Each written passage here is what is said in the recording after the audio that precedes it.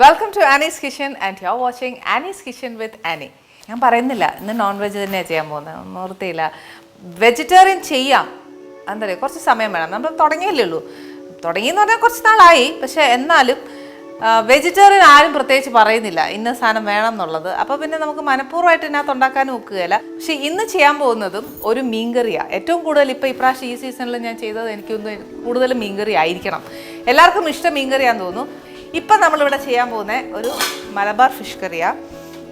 ഇനിയിപ്പം ആ സൈഡിലുള്ള ആൾക്കാരൊക്കെ ഇത് കാണുമ്പോഴത്തേക്ക് ഇത് ഇങ്ങനെയല്ല അങ്ങനെയാണ് എന്നൊന്നും പറഞ്ഞേക്കരുത്. ഇത് എൻ്റെ ഒരു വേർഷൻ അത്രേ ഉള്ളൂ. അതിനകത്ത് വ്യത്യാസങ്ങളൊന്നും വരുത്തിയിട്ടില്ല, ഇച്ചിരി ചെറിയ വ്യത്യാസങ്ങൾ വരുത്തിയിട്ടുമുണ്ട്. ഇത് ഞാൻ ഈ പറഞ്ഞ പോലെ എന്താ പറയുക, ട്രിവാൻഡ്രത്തും എല്ലാവർക്കും ഇഷ്ടപ്പെടുന്ന ഒരു ടേസ്റ്റോട് മിക്സ് ചെയ്തു എന്നേ ഉള്ളൂ. അല്ലാതെ വേറെ വ്യത്യാസം അങ്ങനെ പ്രത്യേകിച്ചില്ല. ഇതിനകത്ത് ഞാൻ കംപ്ലീറ്റ് ചെയ്യാൻ പോകുന്ന വെളിച്ചെണ്ണയാണ്. മീൻകറി എപ്പോഴും വെളിച്ചെണ്ണ ചെയ്യുന്നത് ആ സ്വാദ്. മീൻകറിക്കും നാടൻ വിഭവങ്ങൾ വെക്കുമ്പോൾ വെളിച്ചെണ്ണ ഏറ്റവും നല്ലത്. ഇപ്പോൾ ചട്ടി ചൂടായി, ഞാൻ കുറച്ച് വെളിച്ചെണ്ണ ഒഴിക്കുക.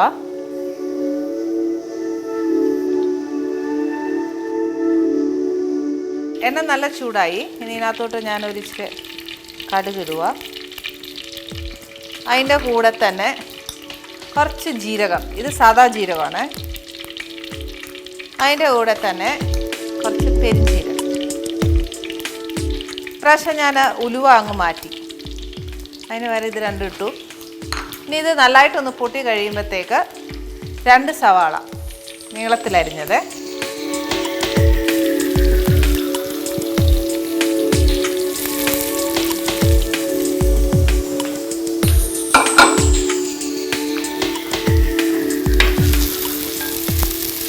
ഇതൊരു ഇച്ചിരി നല്ലതായിട്ടൊന്ന് വഴന്നോട്ടെ. നല്ലതായിട്ട് വഴന്ന് വന്നാലേ പറ്റത്തുള്ളൂ. അതായത് വഴറ്റുക എന്ന് പറയുന്നത് ഈ എന്താ പറയുക, വാടിയിട്ട് അതൊന്ന് വേവുകയല്ല, ഇച്ചിരി മൊരിഞ്ഞ് അതിൻ്റെ കൂടെ അങ്ങ് ചേരണം.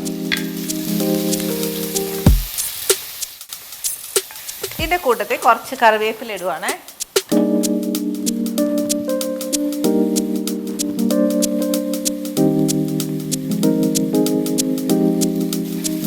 ഇതിനകത്ത് പച്ചമുളക് ഇടാൻ ഇഷ്ടമുണ്ടെങ്കിൽ ഇടാം കേട്ടോ. ഇതിപ്പോൾ ഞാൻ ഇടുന്നുണ്ട്, വേണ്ടാന്നുണ്ടെങ്കിൽ വേണ്ട. ഇതിനകത്ത് വലിയ വ്യത്യാസമൊന്നും ഞാൻ വരുത്തിയിട്ടില്ല, സാധാ മീൻകറിയെ പോലെ. ഇതിനകത്ത് ചേർത്തിരിക്കുന്നത് ജീരകവും പെരുംജീരകവും ചേർത്തിട്ടുണ്ട്. പിന്നെ ആവശ്യമുള്ളൊരു ഉലുവാപ്പൊടിയോ അങ്ങനെ എന്നതേലും ഇടണമെന്നുണ്ടെങ്കിൽ ഒരു ഇച്ചിരി ഇട്ടോ, ടേസ്റ്റ് കുറയൊന്നുമില്ല, കൂടത്തേ ഉള്ളൂ. ഇതിൻ്റെ കൂട്ടത്തിൽ തന്നെ ഇഞ്ചിയും വെളുത്തുള്ളിയും ചേർക്കാം. ഇഞ്ചിയും വെളുത്തുള്ളി എന്ന് പറയുമ്പം മേടിക്കുന്നതാണെങ്കിൽ ഒരു ഇച്ചിരി ചേർത്താൽ മതിയേ. അതായത് ഒരു ടീസ്പൂണൊക്കെ മതി. മറ്റേ നമ്മൾ അരിഞ്ഞിടുവാണെങ്കിൽ ഇതിൻ്റെ കൂട്ടത്തിൽ തന്നെ അരിഞ്ഞിട്ട് വഴറ്റിയെടുത്തു. എന്നാന്ന് വെച്ചാൽ ഈ മെളിയിൽ നിന്ന് മേടിക്കുന്നതിന് എപ്പോഴും ഞാൻ പറയുന്ന പോലെ ആ ഇഞ്ചിയും വെളുത്തുള്ളിയുടെ ഒരു കുത്തലുണ്ട്. അത് ഈ എണ്ണയിൽ കിടന്ന് നേരത്തെ അതൊന്ന് വാടി കിട്ടിയാലേ, അതിൻ്റെ ആ മുരിഞ്ഞ് കിട്ടിയാലേ അതിൻ്റെ ആ ഒരു കുത്തൽ മാറത്തുള്ളൂ. ഇല്ലെന്നുണ്ടെങ്കിൽ നമ്മൾ ഈ കറി വെച്ച് എന്താ പറയുക, ചട്ടി കാലിയാവുന്നിടം വരെ ആ ചൊവ്വ ഇങ്ങനെ ഉണ്ടാവും. ഇതിൻ്റെ കൂട്ടത്തിൽ ഈ പച്ചമുളകും കൂടെ ചേർക്കുക.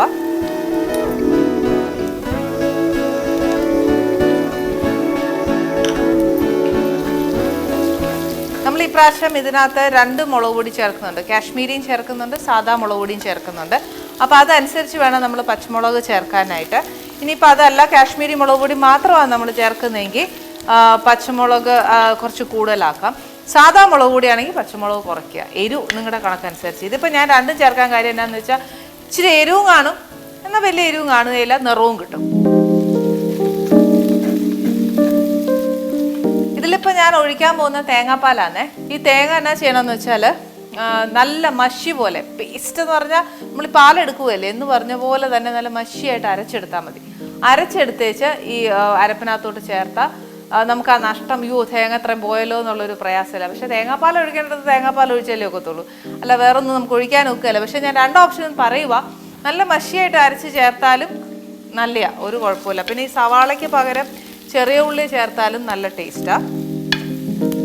ഇതിപ്പോൾ എൻ്റെ അടുക്കളയിൽ ഈ പറഞ്ഞ പോലെ ഫുള്ളും ചെറിയ ഉള്ളി ഇല്ല അത്രയും എടുക്കാനായിട്ട്. അപ്പം ഞാൻ വിചാരിച്ചു ഓക്കെ, ഇപ്പം എല്ലായിടത്തും എപ്പോഴും ചെറിയ ഉള്ളി സ്റ്റോക്ക് കാണുകയല്ല. ഈ പറഞ്ഞ എൻ്റെ വീട്ടിലാണെങ്കിലും പെട്ടെന്ന് നോക്കുമ്പോൾ ചിലപ്പോൾ ചെറിയ ഉള്ളി കാണുകയില്ല. അന്നേരം ഞാനും ചെയ്യുന്ന ഒരു കാര്യമായി, സവാള എടുത്തേച്ച് ഒരു മീൻകറി വെക്കുമോ, അല്ലെങ്കിൽ എന്നാ പറയുക, ചെറിയ ഉള്ളി വെക്കേണ്ടടുത്ത് തന്നെ ചെറിയ ഉള്ളി ഇല്ല എല്ലാം എടുക്കും, സവാള വെച്ച് ചെയ്യത്തേ ഉള്ളൂ.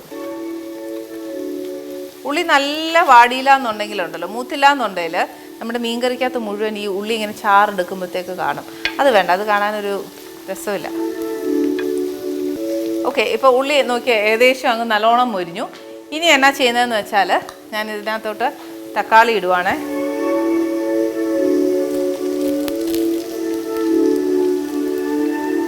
തക്കാളി പഴുത്ത തക്കാളിയാണ്. അതിനകത്താകുമ്പം അത് എന്താ പറയുക, ഒരു പ്രത്യേക ടേസ്റ്റാണ്. അതിനകത്ത് ഇനിയിപ്പോൾ എന്താ പറയുക, നാടൻ തക്കാളി ഉണ്ട്, അല്ലാത്ത തക്കാളി ഉണ്ടെന്ന് പറയും. പക്ഷേ നമുക്കിപ്പം ഇന്നത് നാടൻ തക്കാളിക്കാണ് ടേസ്റ്റ് കൂടുതൽ, ഇല്ലെന്ന് പറയുന്നില്ല. പക്ഷെ നമുക്ക് കിട്ടുന്നതല്ലേ ഇടാനൊക്കത്തുള്ളൂ. ടേസ്റ്റ് കൂടുതലിൻ്റെ കാര്യവും കൂടെ ഞാൻ പറഞ്ഞു പോകുന്നതിനാന്ന് വെച്ചാൽ അത് കിട്ടുവാന്നേൽ അതിട്ടേച്ചാലും മതി. ഇനി തക്കാളി ഉണ്ടല്ലോ നല്ലോണം ഒന്ന് ഇങ്ങനെ എന്താ പറയുക, മാഷ് ആവുകയല്ല, ഇതൊന്ന് സോഫ്റ്റ് ആവണം. തക്കാളി ചേർക്കുന്നുണ്ട്. അപ്പോൾ ഇപ്രാവശ്യം നമ്മൾ ചേർക്കുന്നത് കുടംപുളിയല്ല, വാളംപുളിയാണ്. അതായത് നമ്മുടെ സാമ്പാറിൻ്റെ പിഴിപ്പുളി, അതാണ് ചേർക്കുന്നത്. തക്കാളിയിലും പുളിയും ഉണ്ട്. അപ്പോൾ മറ്റേത് ചേർക്കുമ്പോഴും ഒന്ന് നോക്കിയേച്ച് വേണം ചേർക്കാനേ.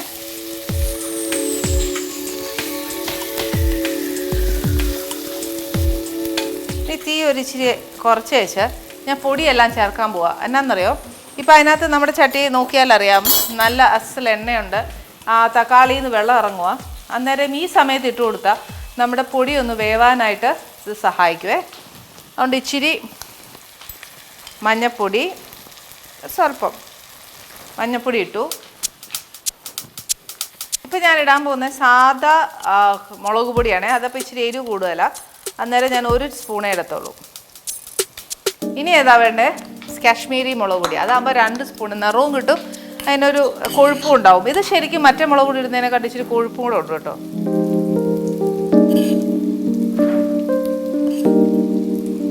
മീൻകറിക്ക് എപ്പോഴും ഒരു ഇച്ചിരി ഉപ്പും എരിവും പുളിയും നിറവും ഇതെല്ലാം വേണം. ഇതിനകത്തോട്ട് ഒരിച്ചിരി മല്ലിപ്പൊടി,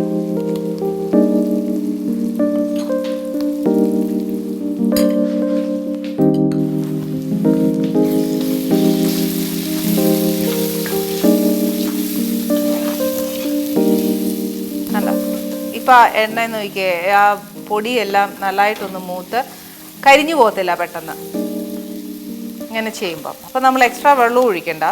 ആ തക്കാളിയിൽ നിന്ന് ഇറങ്ങുന്ന വെള്ളം ധാരാളം മതിയാവും. ഇനി ഇത് ഇച്ചിരി ഒന്ന് മൂക്കട്ടെ. ആ സമയത്ത് നമ്മുടെ അതേൻ്റെ പിഴിപുളിയില്ലേ, അത് കുറച്ചെടുക്കുക. പുളി നോക്കിയേച്ചേ ഒഴിക്കാവുള്ളൂ. പിന്നെ വേണമെന്നുണ്ടെങ്കിൽ മീൻ തിളച്ചേച്ച് നമുക്ക് തക്കാളിയുടെയും ഈ പുളി ഒഴിക്കുന്നതിൻ്റെ പുളിയെല്ലാം ഉണ്ടാവും. പിന്നെ നോക്കിയിട്ട് മീൻ തിളച്ച് അതിൽ ഉപ്പും പുളിയെല്ലാം പിടിച്ചതിന് ശേഷം പിന്നെ ചാറിൽ പുളി പോരാൻ തോന്നുവാണെങ്കിൽ മാത്രം കുറച്ചുകൂടി ഒഴിച്ച് വെച്ചാൽ മതിയേ.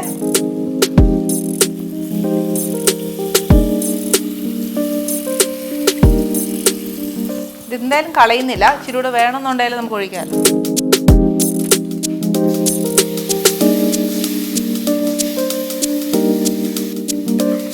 ഇതിനകത്തോട്ട് ഇച്ചിരി ഉപ്പൂടെ ഇടുക.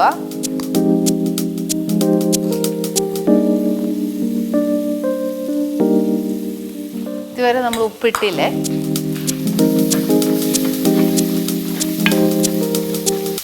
ഓക്കെ, നമ്മൾ ഇട്ട പൊടിയെല്ലാം മൂത്തു. ആ മസാല മൂത്ത മണം വരുന്നുണ്ട്. ഇനി അത് ആ മണം വന്നു കഴിഞ്ഞാൽ പിന്നെ ഇട്ടാലുള്ള ഒരു കുഴപ്പം എന്നാണെന്നറിയോ, ആ കരിച്ചോവ് വരും. ഇതിനകത്തോട്ട് ആദ്യം കുറച്ച് തേങ്ങാപ്പാൽ ഒഴിക്കാം, അതാണ് നല്ലത്.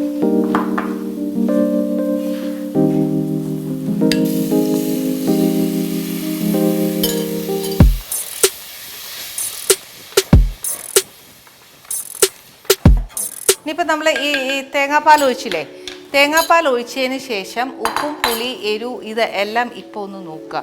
ഇനിയിപ്പോൾ അഥവാ ഇച്ചിരി ഉപ്പും എരിവും പുളിയൊക്കെ ഒന്ന് കുറവാന്നേൽ പുളി ഇപ്പോൾ ഒഴിക്കാം, ഉപ്പും ഇടാം. പക്ഷേ മുളക് പൊടി ചേർക്കുവാന്നേൽ മാത്രം കുറച്ച് വെളിച്ചെണ്ണ എടുത്തിട്ട് ആ മുളക് പൊടി ഒന്ന് മൂപ്പിച്ചതിന് ശേഷം വേണം ഇതിനകത്ത് ചേർക്കാൻ. അല്ലെന്നുണ്ടെങ്കിൽ ഒരു പച്ചച്ചോവ വരും. പച്ചച്ചോവ വന്ന് ഏത് കറി നമ്മൾ ഉണ്ടാക്കുവാന്നേലും ഞാൻ നേരത്തെ പറഞ്ഞ പോലെ കറിയുടെ എന്താ പറയുക, തീരുന്നിടം വരെ എല്ലാവരും കുറ്റവും പറയും, ആ കറിക്കൊരു കുത്തലും ഉണ്ടാവും. അപ്പോൾ അത് വരാതിരിക്കാൻ വേണ്ടിയിട്ടാണ് ഞാനിങ്ങനെ പറയുന്നത്. ഈ സമയത്ത് നോക്കാം. പക്ഷെ മീൻ ഇട്ട് കഴിഞ്ഞാൽ പിന്നെ നമ്മൾ ഇടുമ്പോൾ ഉണ്ടല്ലോ മീനെ പിടിക്കാനായിട്ട് കുറച്ച് പ്രയാസമാണ്. അതുകൊണ്ട് മാത്രമാണ്. ഇപ്പോൾ ഇതേണ്ട നമ്മൾ തേങ്ങാപ്പാൽ നല്ല അസലായിട്ട് തിളച്ചിട്ട് മീനിട്ട് വെന്താൽ മാത്രം മതി. പക്ഷെ ഒരു കാര്യമുണ്ട്, ഇതിന് 2 ഓപ്ഷൻസ് പറഞ്ഞുതരാം. ഒന്ന് നമുക്ക് ഈ സമയത്ത് തേങ്ങ അരച്ച് ഞാൻ പറഞ്ഞില്ലേ മഷി പോലെ ചേർക്കാവുന്നുണ്ട്. അതല്ലാന്നുണ്ടെങ്കിൽ ഇപ്പോൾ ഈ രണ്ടാം പാൽ ഒഴിച്ചിട്ട് നമ്മൾ തിളച്ച് കഴിയുമ്പോഴത്തേക്ക് മീനിടുക. മീനിട്ട് നല്ല വറ്റി കഴിയുമ്പോഴത്തേക്ക് നമ്മുടെ എന്താ പറയുക, മീനിട്ട് നല്ല വറ്റി കഴിയുമ്പോൾ ഒന്നാം പാൽ ഒഴിക്കുക. അതല്ലാന്നുണ്ടെങ്കിൽ ഒന്നാം പാല് കട്ടിക്കെടുത്ത് നിറച്ച് കട്ടിക്കെടുത്തിട്ട് അതൊഴിച്ച് ആ പാലിന് വേണ്ടി മാത്രം മീൻ വേവിച്ചാലും മതി. അപ്പോൾ 3 ഓപ്ഷൻസ് ആയേ. ഇതിലേതാ നമുക്ക് സൗകര്യം എന്ന് വെച്ചാൽ അതങ്ങ് ചെയ്ത് വെച്ചാൽ മതി. ഇപ്പോൾ വേണ്ട നമ്മുടെ മീൻകറി നല്ല വെട്ടി തിളച്ചു. ഇനി ഞാൻ എന്താ മീൻ ഇടുക.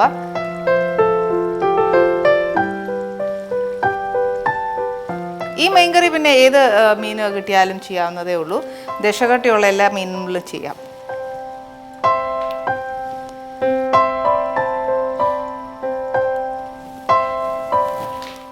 മീൻ ഇട്ട പുറകെ കുറച്ച് ഇളക്കാം. അത് കഴിഞ്ഞിട്ട് ഇളക്കാൻ പാടില്ല എന്ന് പറഞ്ഞിട്ടുണ്ട്. ഞാൻ ഇളക്കുകയില്ല.